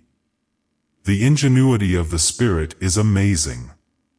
It is pure intelligence and brooks no interference with its plans. It is very difficult for the average person to stand still, which means, keep your poise, and let infinite intelligence run the situation. People like to rush into the battle and try to manage things themselves, which brings defeat and failure. Ye shall not need to fight in this battle. Set yourselves, stand ye still and see the salvation of the Lord with you. Tomorrow go out against them, for the Lord will be with you. That means, not to run away from the situation. Walk up fearlessly and face the lion on your pathway, and the lion turns into an Airedale. The lion takes his fierceness from your fear. A great poet has said, "Courage has genius, magic and power in it." Daniel was unafraid and the lions' mouths were closed. King Darius called to Daniel while he was yet in the lion's den, asking him if God could save him from the lions, and Daniel answered, "Oh, King, live forever. My God hath sent his angels and shut the lions' mouths that they have not hurt me." We have in this story the subdued attitude of the lions as a result of spiritual power. The entire group changed from ferocity to docility, and Daniel looking away from the beasts to the light and might of spirit, which saved him completely from the lions.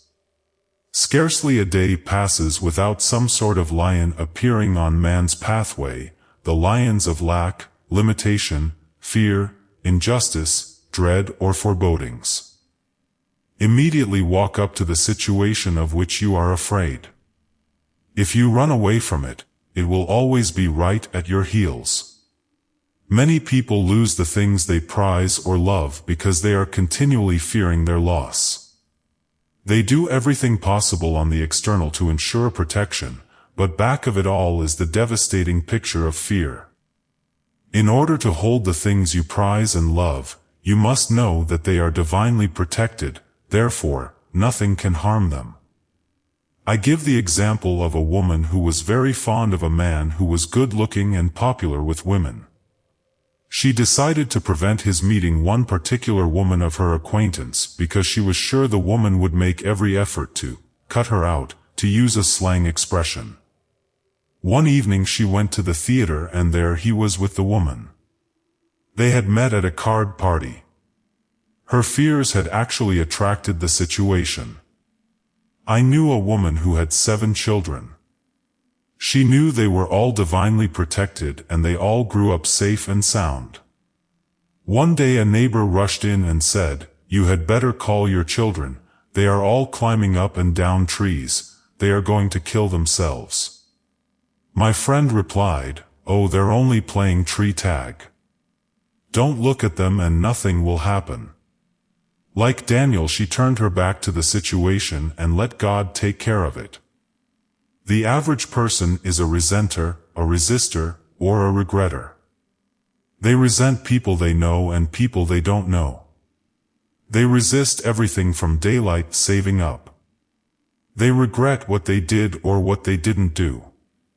It is very wearing to be with these people. They exhaust all their friends. It is because they are not living in the wonderful now and are losing all the tricks in the game of life. It is heaven to be unafraid and to live fully in the now, that is, to be fearless in using what we have, knowing back of us is the abundance of the spheres to draw upon. We know that fearless faith and the spoken word release this supply. The power of the word was known in Egypt thousands of years ago. We read in the Bible, "Behold, I make all things new." By our words of truth, we can make new our minds, bodies, and affairs. When all fear is obliterated, we live magic lives. Like Jehoshaphat we go forward fearlessly singing, "Praise the Lord, His mercy endureth forever." In our watchtower of high consciousness, we stand still and see the salvation of the Lord. Christianity is founded on faith. Faith gives one a sublime assurance of one's good. One may be surrounded by adverse appearances, but this sublime assurance impresses the subconscious mind, and a way opens for the manifestation of health, wealth, and happiness. There is an endless, invisible supply for every man. Before we called, we were answered. This supply is waiting to be released by faith and the spoken word.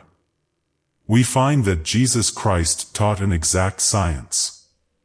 At the World's Fair there was a panorama of New York City in the Edison building. At dusk when the city was being lighted up, the buildings showed a myriad of lights. The man explaining the exhibit said, "The city is lighted by the power of electricity at the turn of a switch, the turn of a hand." Edison was the man who had faith in the laws of electricity. He knew what could be done with it if it were harnessed and directed. It seemed to have intelligence of its own. He created a dynamo through which it would work, after years of patience and loving absorption in his work. Now this power lights the world, for it is harnessed and directed. Jesus Christ taught man to harness and direct thought. He knew that fear was as dangerous as uncontrolled electrical forces. Words and thoughts must be handled with wisdom and understanding. The imagination is man's workshop, and an imagination running wild and building up fear pictures is just about as safe as riding a bucking bronco. We were born and brought up in an age of doubt and fear. We were told that the age of miracles was over and to expect the worst. An optimistic person was laughed at. A bright remark was, "A pessimist is a person who lives with an optimist." "Eat the speckled apples first," was thought the height of wisdom. They did not seem to realize that by following this advice they would never catch up with the good apples, for they would be speckled too by the time they were reached. What a beautiful world this would be if all anxiety and fear were blotted out. These twins, anxiety and worry, have made men slaves and are destroyers of health, wealth, and happiness. There is only one way of getting rid of fear, and that is, to transmute it into faith, for fear is the opposite of faith. "Why are ye fearful, ye of little faith?" These words ring down through the centuries. Jesus Christ taught that the Father within man could be absolutely trusted to guide, protect, and provide when man believes it possible. Jesus Christ demonstrated this God power over and over again in order to convince his followers. Out of the invisible supply he brought the loaves and fishes, he raised the dead, and took money from the fishes' mouths. He told them, "Greater things shall ye do, for I am going." We know he was teaching an exact science, the science of mind, the power of thought and the power of the word.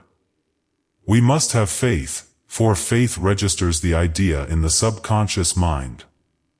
When an idea is once registered in the subconscious, it must objectify. That is the reason Jesus Christ told people that if they believed, which is having faith, all things were possible. How are we to get rid of this anxiety, which we might call anti-faith? The only way to neutralize it is to walk up to the thing you are afraid of. There was a man who had lost all his money. He was living in very poor quarters and all the people around him were poor and he was afraid to spend the little he had. All he had was about $5. He had tried to get work, but everyone had turned him down. He awoke one morning to face another day of lack and disappointment, when the idea, or hunch, came to him to go to the horse show. It took about all he had, but he was fired with the idea of being with rich and successful people again. He was tired of his limited surroundings. He fearlessly spent the money for a ticket to the horse show. There he met an old friend, who said, "Hello Jim, where have you been all this time?" Before the show was over, the old friend gave him a wonderful position in his firm. His hunch and fearless attitude toward money had put him in a new vibration of success. Form the habit of making giant swings into faith. You will receive marvelous returns. As has already been noted, we look with amazement at the people in the circus performing their remarkable feats. These people have the faith that they can perform these acts and see themselves doing them. You cannot accomplish anything you cannot see yourself accomplishing. These difficult feats are all a matter of poise and balance. Your success and happiness depend upon your poise and balance. Trusting God is like walking a slack wire. Doubt and fear cause you to lose your balance and fall off into lack and limitation. Like the circus performer, it takes practice. No matter how many times you fail, try it again. Soon you will acquire the habit of poise and balance. Then the world is yours. You will walk joyfully into your kingdom. The circus performers all seem to love their work, no matter how difficult. The band plays, the people applaud and they smile, but remember they were trained without the music and applause. Rhythm, harmony, and balance are the keys to success and happiness. When you are out of rhythm, you are out of luck. In the 4th chapter of Philippians, we read, "Be careful, or anxious, for nothing, but in everything by prayer and supplications, with thanksgiving, let your requests be made known unto God." This is certainly a wonderful arrangement, all in favor of man. Man, free from worry and fear, asks with thanksgiving, and his good is given him. Chapter 9, Victory and Fulfillment. Victory and fulfillment are two wonderful words, and since we realize that words and thoughts are a form of radioactivity, we carefully choose the words we wish to see crystallized. Life is a crossword puzzle. The right word gives you the answer. Many people are rattling off destructive words in their conversation. We hear them say, "I'm broke. I'm sick." Remember, by your words you are justified, and by your words you are condemned. You are condemned by them because they do not return void. Change your words and you change your world, for your word is your world. You choose your food and the world is now calorie conscious. People no longer eat buckwheat cakes, beefsteak, potatoes, pie and 3 cups of coffee for breakfast. To keep down weight they eat dry toast and orange juice. This is tremendous discipline, but they are working for results. Why not try a diet of the right words, for you are literally eating your words. That is the value of the affirmation. You are deliberately building up a constructive idea in your consciousness. Your consciousness may be crammed and jammed with destructive ideas, but continually making a statement of truth will dissolve these negative thought forms.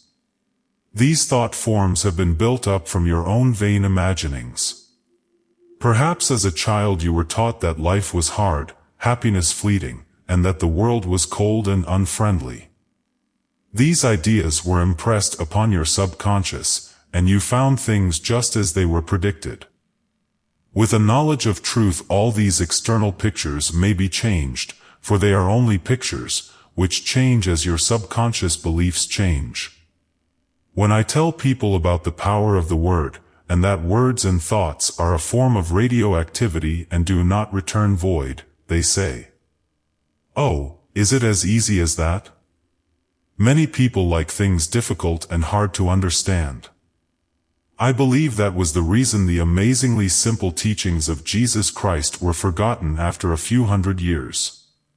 People build up creeds and ceremonies which they only half understand. Now, in this 20th century, the secret things are being revealed and we are again having primitive Christianity. Ask, believing, thou shalt receive. We know that our beliefs or expectancies are impressed upon the subconscious and carried out.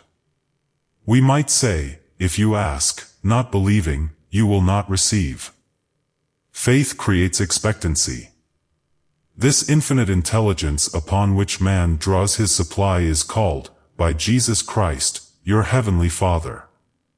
The Father within, he described as a kind, loving parent desirous of pouring all good things upon his children.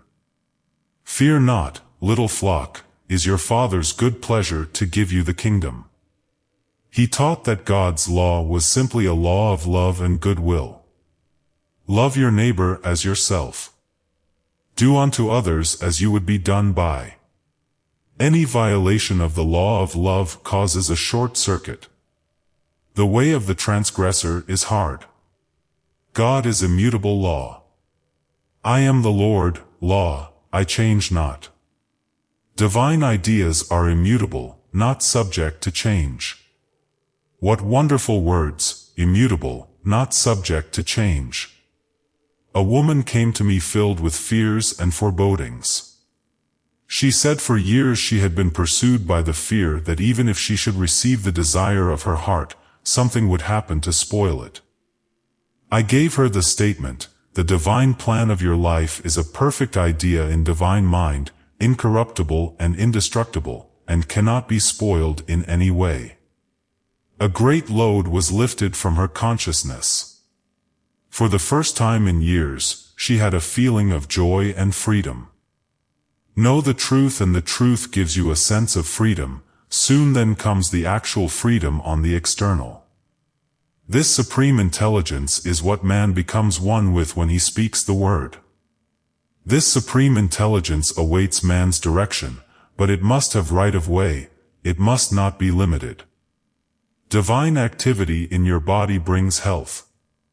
There is only one disease, congestion, and one cure, circulation. Congestion and stagnation are the same thing. People say they have got into a rut. A new idea will take them out of a rut. We must get out of the rut of negative thinking. The word enthusiasm in the dictionary is defined, to be inspired or possessed by a god.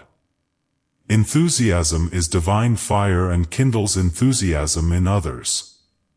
To be a good salesman you must be enthusiastic about the articles you are selling. If you are bored with your business or uninterested, the fires go out, and no one else will be interested. A woman came to me for success in business. She said, I have a shop, but it is usually empty. I do not bother to open it until late in the day, what's the use? I replied, there is indeed no use so long as you feel the way you do. You are keeping people away. Become enthusiastic over what you have to sell. Be enthusiastic about yourself. Be enthusiastic about the God power within you and get up early to open your shop and be ready for the big crowd. By this time, she was all wound up with divine expectancy. She dashed down to her shop as early as possible and people were waiting outside and poured in all day. People often say to me, treat my business. I say, no, I will treat you, for you are your business. Your quality of thought penetrates every article for sale and all the conditions connected with it. Jesus Christ was divinely enthusiastic about the message he had to bring to the Father within each man. He was enthusiastic about faith. He told the people that whatsoever they ask in his name would be given them. It was a message of asking and receiving. He told them just how to comply with spiritual law. Ask, believing, thou shalt receive. When ye pray, believe ye have it. Why are ye fearful, O ye of little faith?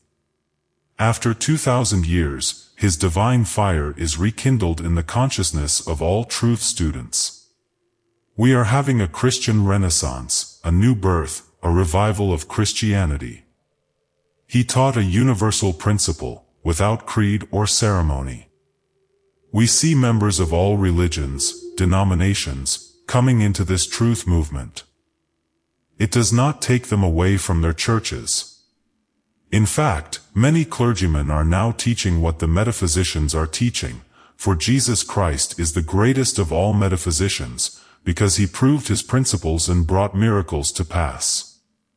He sent forth his disciples, to preach the gospel and heal the sick. For about 300 years his message survived, then his divine fire was lost and the words, "Be thou healed," were no longer spoken.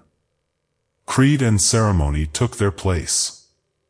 Now we see people flocking to these truth centers to be healed, blessed and prospered. They have learned to pray aright, and have understanding faith. A woman told me of an answered prayer. Her son wrote her that he was going to Southern California on a business trip in his car. She read in the morning paper of a flood, and she immediately spoke the word for divine protection. She had a great feeling of security. She knew he would be protected. She soon heard from him, saying some business had interfered with his leaving, so he was detained. If he had left when he had expected, he would have been in the flood district. We become divinely enthusiastic about our answered prayers, which we call demonstrations, for it means that we have demonstrated the truth and have been set free from some limitation. The 24th Psalm is one of the most enthusiastic of the many psalms of praise and thanksgiving. Lift up your heads, O ye gates, and be ye lifted up, ye everlasting doors, and the King of glory shall come in. Who is this King of glory? The Lord strong and mighty, the Lord mighty in battle. The gates and doors symbolize man's consciousness. As you are lifted up in consciousness, you contact the superconscious, the God within, and the King of glory comes in. This King of glory lifts your burdens and fights your battles, solves your problems. The average person has a difficult time letting the King of glory come in. Doubt, fear, and apprehension keep the doors and gates locked against your good. A student told me of a situation which she attracted by negative thinking. She had been invited to a gathering of old and valued friends. It was of the utmost importance for her to be there. She was so anxious to go, she said to herself repeatedly, "Oh, I hope nothing happens to interfere." The day of the reception arrived and she awoke with a terrific headache. At one time she had been subject to these headaches, going to bed for several days, but she had not had one for many years. Her doubts and fears had attracted this disappointment. She called me up and said, "Will you please speak the word that I will be well by evening to go to the reception?" I replied, "Why, of course, nothing can interfere with God's perfect plan." So, I spoke the word. Later, she told me of her miracle. She said in spite of the way she felt, she prepared to go. She cleaned her jewelry, got her dress ready to wear, and attended to every detail, though she felt scarcely able to move. Very late in the afternoon, she said she had a peculiar sensation as of a fog lifting in her consciousness, and she was perfectly well. She went to the reception and had a wonderful time. I believe that the healing might have come more quickly had she not said, "I want to be well by tonight." We are continually limiting ourselves by our words, so not until night was she perfectly well. By your word you are justified, and by your word you are condemned. I knew a man who was the center of attraction wherever he went, because he was always enthusiastic about something. Whether it was about shoes, clothes, or a haircut, he enthused others into buying the same things. He did not gain anything material by it, he was just naturally enthusiastic. Someone has said, "If you want to be interesting to others, be interested in something." An interested person is an enthusiastic person. We often hear people say, "Do tell me what you're interested in." Many people are without vital interests and are hungry to hear what other people are doing. They are usually the ones who keep the radio turned on from early morning till late at night. They must be entertained every minute. Their own affairs do not hold enough interest. A woman once said to me, "I love other people's affairs." She lived on gossip. Her conversation consisted of, "I was told," "I was given to understand," or "I heard." It is needless to say she is now paying her karmic debt. A great unhappiness has overtaken her and everyone knows about her affairs. It is dangerous to neglect your own affairs and to take an idle curiosity in what others are doing. We should all be busily engaged in perfecting ourselves but take a kindly interest in others. Make the most of your disappointments by transmuting them into happy surprises. Transmute all failure into success. Transmute all unforgiveness into forgiveness, all injustice into justice. You will be kept busy enough perfecting your own life, you won't have time to run other people's affairs. Jesus Christ aroused the enthusiasm of the multitudes by performing miracles, healing the sick and raising the dead. And a great multitude followed him because they saw his miracles which he did for them that were diseased. As we read this, we feel the enthusiasm of the multitudes which surrounded him. With him all things were possible, for he knew that he and the Father were, indeed, one. With divine enthusiasm, I bless what I have and look with wonder at their increase. Many people are without vital interests and are hungry to hear what other people are doing. They are usually the ones who keep the radio turned on from early morning till late at night. They must be entertained every minute. Their own affairs do not hold enough interest. A woman once said to me, "I love other people's affairs." She lived on gossip. Her conversation consisted of, "I was told," "I was given to understand," or "I heard." It is needless to say she is now paying her karmic debt. A great unhappiness has overtaken her and everyone knows about her affairs. It is dangerous to neglect your own affairs and to take an idle curiosity in what others are doing. We should all be busily engaged in perfecting ourselves but take a kindly interest in others. Make the most of your disappointments by transmuting them into happy surprises. Transmute all failure into success. Transmute all unforgiveness into forgiveness, all injustice into justice. You will be kept busy enough perfecting your own life, you won't have time to run other people's affairs. Jesus Christ aroused the enthusiasm of the multitudes by performing miracles, healing the sick and raising the dead. And a great multitude followed him because they saw his miracles which he did for them that were diseased. As we read this, we feel the enthusiasm of the multitudes which surrounded him. With him all things were possible, for he knew that he and the Father were, indeed, one. With divine enthusiasm, I bless what I have and look with wonder at their increase. The end.